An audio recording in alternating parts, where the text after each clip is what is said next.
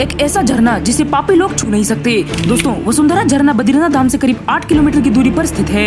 यह झरना अपने आप में बहुत रहस्यमय है। इसके बारे में कहा जाता है कि इस झरने का पानी पापी लोगों के ऊपर नहीं गिरता। वसुंधरा झरना करीब 400 फीट ऊंचाई से गिरता है। इस झरने का पानी जमीन पर गिरते समय मोतियों के समान नजर आता है। यह झरना बेहद पवित्र माना जाता है। ऐसा कहा जाता है कि इसका पानी हर व्यक्ति के ऊपर नहीं गिरता। माना जाता है कि इसका पानी पापी लोगों के ऊपर नहीं गिरता।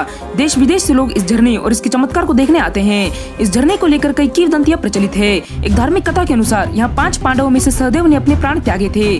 कहा जाता है कि अगर इस झरने का पानी आप पर गिरे तो समझ जाए कि आप नेक हैं। यही वजह है कि दुनिया भर से पर्यटक यहाँ आते हैं और इस झरने के नीचे खड़े होते हैं। कमेंट्स में जय श्री कृष्ण जरूर लिखें।